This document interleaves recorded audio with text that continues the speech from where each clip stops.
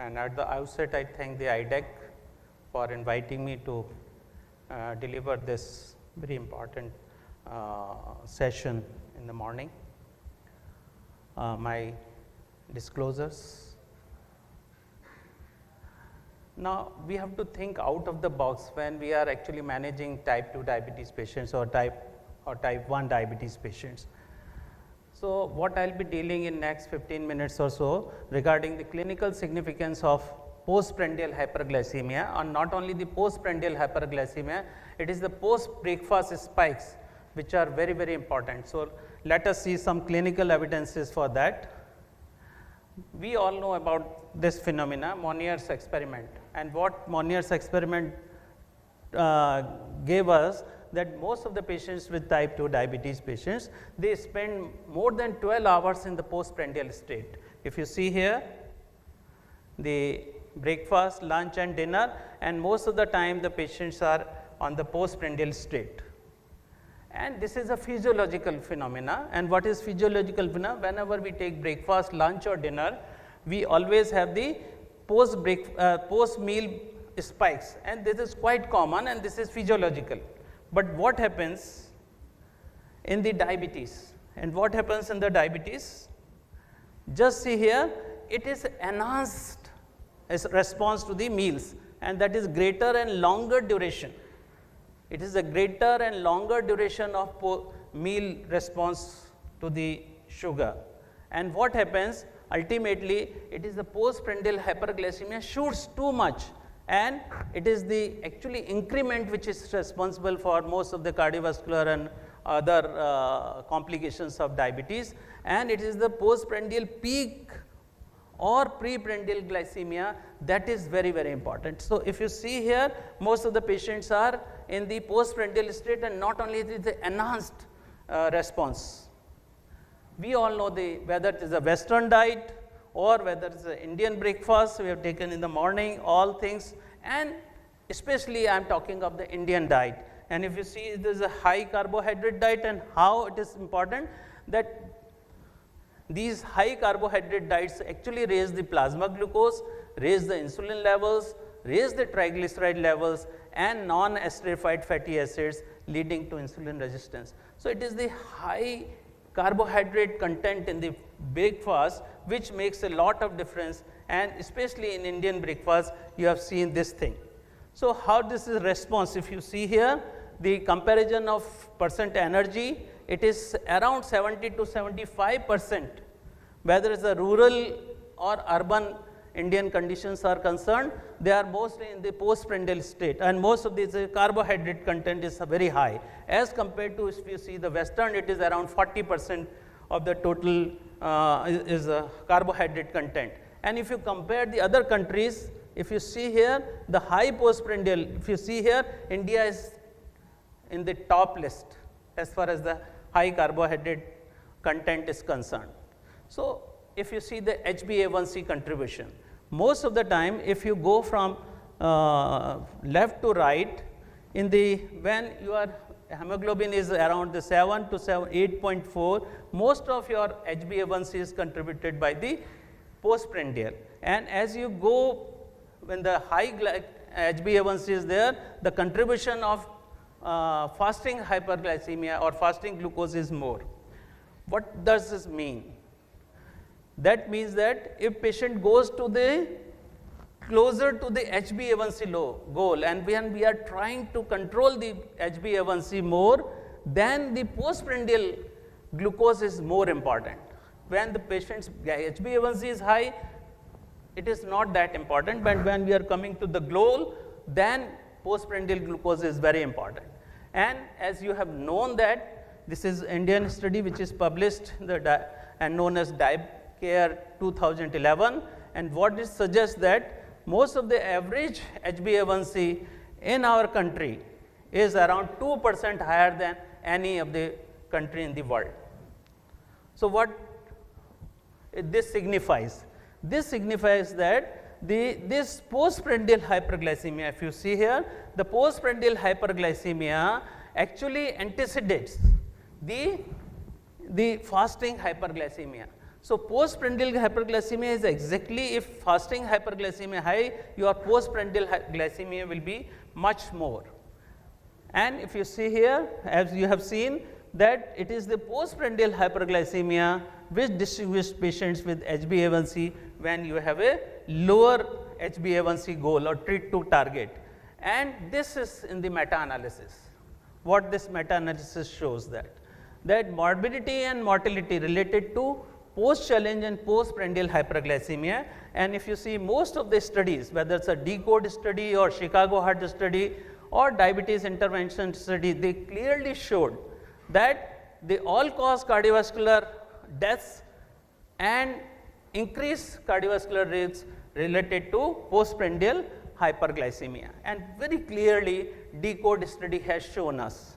What this DCODE study has shown us, just see here, irrespective of whatever fasting glucose you have, if postprandial glycemia is very high, you have bound to have the more deaths or most mortality in the DCODE study. And what are the mechanisms for that? There are so many proposed mechanisms for hyperglycemia, especially the postprandial ones, that whether it is the increased polyol methods or increased intracellular formation of age or PKC or increased flux through the hexagon. We all know it is a complications of type 2 diabetes, but more so when you have a postprandial hyperglycemia. So, to understand this, we have to understand the physiology of insulin secretion. We know that our normal physiology is having either 50% basal and 50% prandial, but more importantly, it is in type 2 diabetes, what happens in type 2 diabetes? The basal secretion is diminished, first phase is lost, second phase is delayed and prolonged, and there is a deficient incretin secretion and resistance. This is what happens in type 2 diabetes. So, ultimately what is the result of that? We know that this is a physiological insulin secretion here, the peaks are there with the glucose and the insulin mimics exactly similar. And if you see here what is there, this is the first phase and this is second phase, but what happens in type 2 diabetes? Absolutely flat. The first phase is gone, and that's the real pathophysiology in type 2 diabetes. So, there is one study which was there that what are the clinical implications of 2-hour post glucose. If you see here one of this Gongza study, this is 529 patients, and this was the conclusion in 2006. And what is this? Postprandial sugar is a stronger predictor of cardiovascular events than fasting glucose. What is the importance of 1 hour post glucose? This is again you have to think out of the box, and now people are thinking in these terms that what are the clinic? First 1 hour PPG might be more dangerous than 2-hour PPG, and this is a strong predictor of developing type 2 diabetes as compared to 2-hour PG. And most importantly, it is the endothelial dysfunction, which is always worse as 1 hour than 2 hours. So, the conclusion in 2017 was targeting 1 hour post glucose is a time for paradigm shift in diabetes management. We have to think in this term nowadays. There are so many studies in favor of this.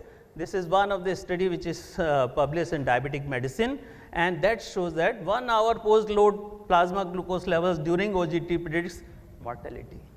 Observations, this is from the Israel study, and little details about that study. This study is very long study from 79 to 2013, and what this suggests that if you see here there are 4 groups, and among this, especially this group, when you have post 1 hour glucose is more than 155 and even your postprandial is less than 140, the results, just see here the results, more mortality in these patients. In spite of you have a fasting 1 hour is more than the 2 hour, even then you have a more mortality, and that's why this 1 hour post glucose more than 155 predicts mortality. So, this is one of the mechanisms they have suggested, that 1 hour post glucose is responsible for endothelial dysfunctions secondary to acute hyperglycemia, higher triglycerides, ApoB and triglyceride HDL ratio, increased arterial stiffness, increased left ventricular mass and increased left ventricular diastolic dysfunction. That's why this 1 hour post glucose is more dangerous than the 2 hour post glucose. So, the recommendations are, you have to have, whether ADA, all guidelines, they have suggested that time after meals 1 to 2 hours should be around 150 or 140 depending on different guidelines.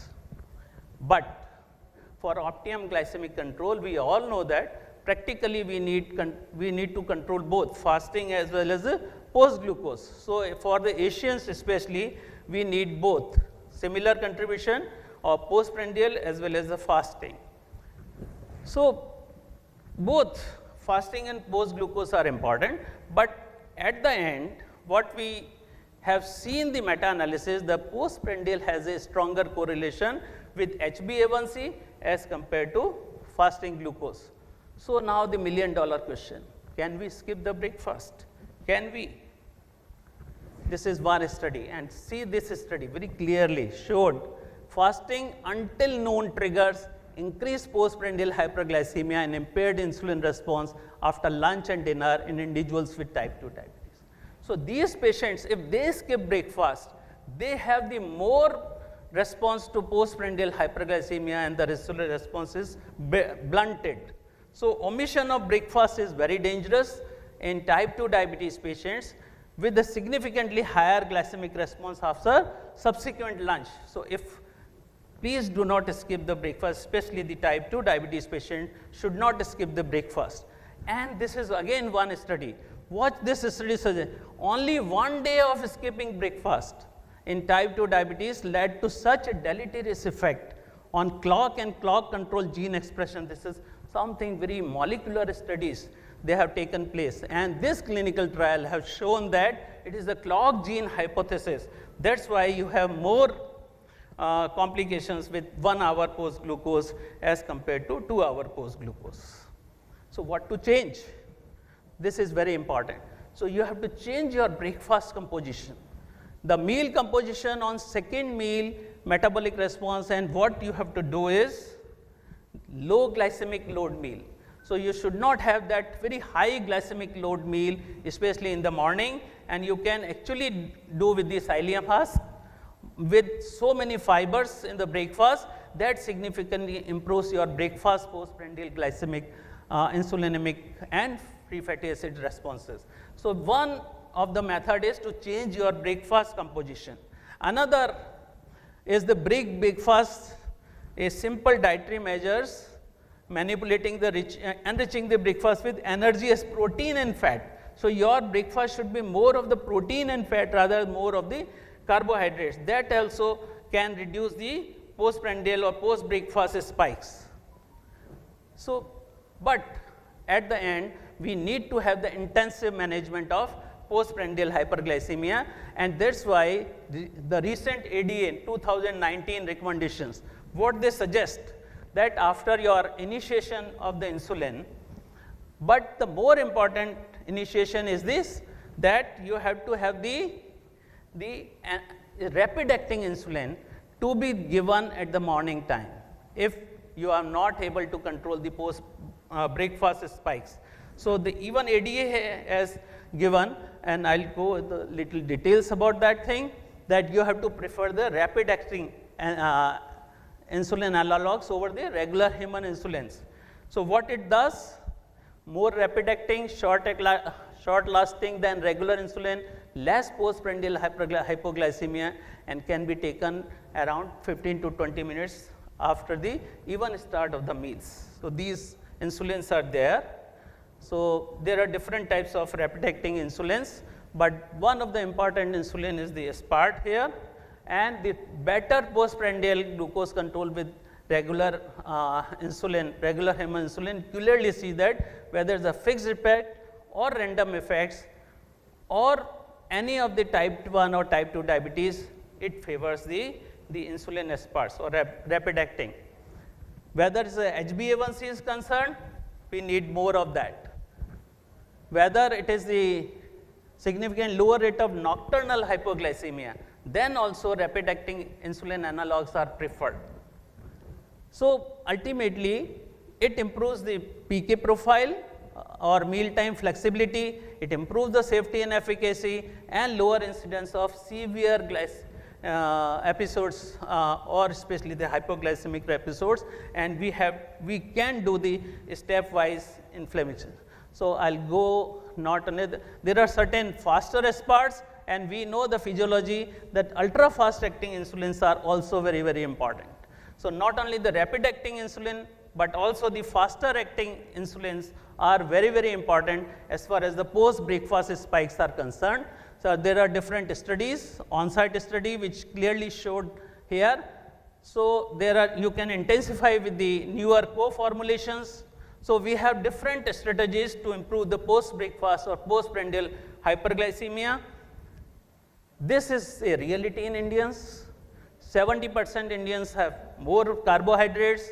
We have to have the dietary modifications if we want to prevent the postprandial or post breakfast spikes. And as the glycemic control deteriorates, insulin initiation, intensification, especially with rapid acting insulins are important, and then you have to intensify with the co-formulations which are available. So, my dear friends, my motto of presenting this thing is that we have to think the out of the box, and we have to think the 1 hour as well as the 2 hour post glucose as a surrogate marker for the glycemic management.